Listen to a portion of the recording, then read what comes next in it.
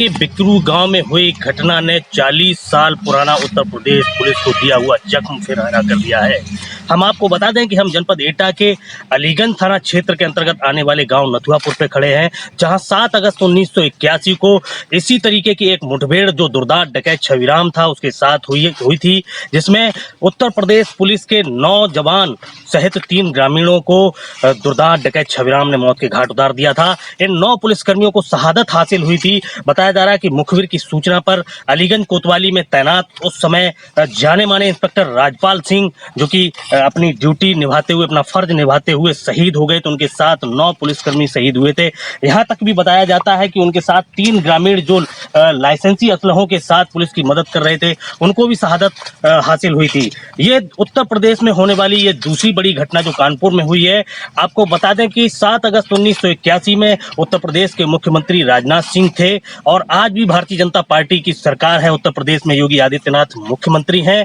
दूसरी बड़ी घटना कानपुर में हुई है। इसी तरीके की ये घटना 7 अगस्त 1981 को मैं अपने कैमरामैन से कहूंगा, ये वो घटना स्थल है जहां पर घंटों जो है पुलिस के साथ दुर्दांत डकैत छविराम की मुठभेड़ हुई थी। बताया जा रहा है कि गिरोह में 60 से 70 लोग जो इसी जगह, ये जो बाग है यहाँ पर पनाह लिए हुए थे, अपना टेंट गाड़े हुए थे, कहीं से डकैती डाल के आए थे। इंस्पेक्टर अलीगंज को किसी मुखबिर के द्वारा सूचना मिली कि ये डकैती का माल इधर से लेकर जा रहे हैं, तो पुलिस ने उनकी घेराबंदी शुरू कर दी थी।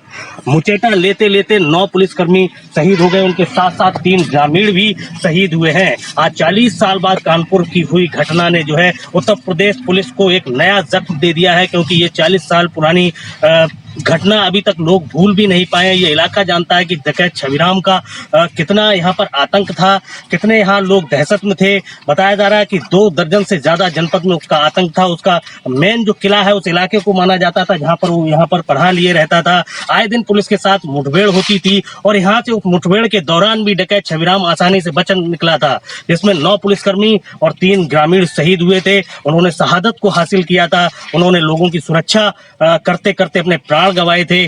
कानपुर की हुई घटना ने झकझोर के जिस तरीके से रखा था, उसी तरीके से 40 साल पहले उत्तर प्रदेश पुलिस को जो है इस घटना ने झकझोर के रख दिया था, जिसमें 9 पुलिसकर्मी और 3 ग्रामीण शहीद हुए थे। 7 अगस्त का वो दिन आज भी अगर इस इलाके के लोग जान लेते हैं, अगर सोच भी लेते हैं, तो लोग सिहर उठते हैं। आज हमारी ऐसे ही एक व्यक्ति से बात हुई जिनके पिताजी भी इस घटना में जो है शहीद हुए थे। पुलिस की मदद करते करते उनको भी शहादत हासिल हुई। उन्होंने बताया, क्योंकि वो घटना के प्रत्यक्षदर्शी थे, उन्होंने बताया कि सैकड़ों राउंड गोली चली, घंटों यहाँ मुठभेड़ हुई, पुलिस की जो है बैकअप टीम यहाँ नहीं पहुंच पाई थी। बताया तो ये भी गया कि कई पुलिसकर्मी अपने प्राण बचाकर वर्दी उतार के यहाँ से मौके से भागे, जब जाके उनकी कहीं जान बची।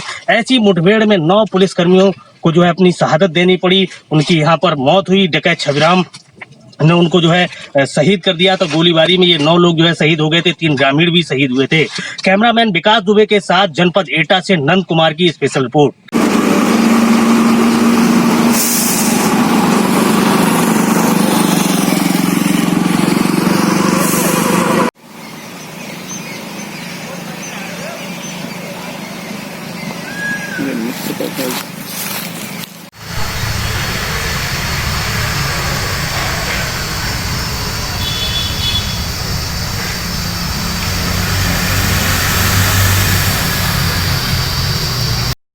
मिश्रा जी, ये गांव नथुआपुर है। यहाँ जो है 1981 में एक पुलिस के साथ मुठभेड़ हुई थी। उसमें बताए जाते हैं कि 9 पुलिसकर्मी और कई ग्रामीण जो है शहीद हुए थे। क्या घटना क्या थी वो आपने अपनी आंखों से, बताया जा रहा है कि वो घटना देखी थी? हाँ, आंखों से देखी है।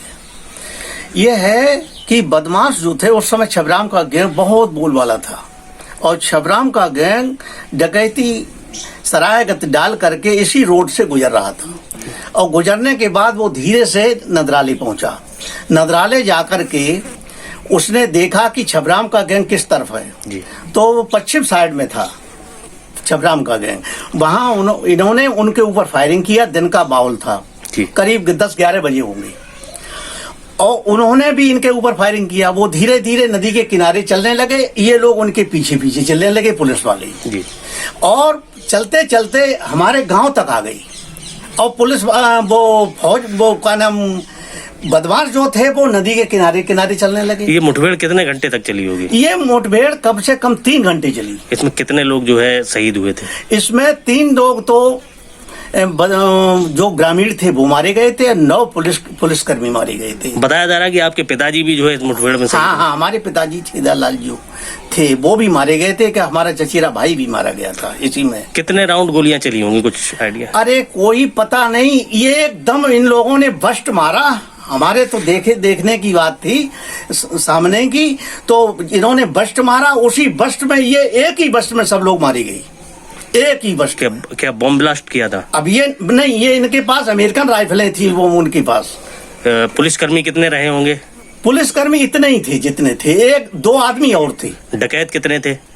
डकैत तो लगभग बताया जाता है कि 40 आदमी थे उस गैंग में। हाँ, दिन का। अब कोई डकैत भी मारा गया था क्या? नहीं, डकैत 3 मारे गए थे, लेकिन उनका कोई पता नहीं, उनको जैसे कंडा पटिया नहीं होते, उनमें रख करके उन्होंने उनको उसी वक्त दफन कर दिया था। कानपुर में भी कल इसी टाइप की एक घटना हुई है जिसमें 8 पुलिसकर्मी शहीद हुए, तो उन पुलिसकर्मियों के परिजनों के लिए क्या कहेंगे आप? अरे भाई क्या बताएं, वो तो बड़ी दुखद घटना है, क्योंकि आपने भी अपने पिताजी को इसी टाइप की घटना देखा है। और बस्ट जहाँ लगा था, आपको जहाँ बदमाशों ने बस्ट मारा था तो खोपड़ी उड़ गई थी, आपको बताएं कितना भयावह मंजर रहा। अरे वही हमारे पिताजी की तो खोपड़ी का पता भी नहीं था।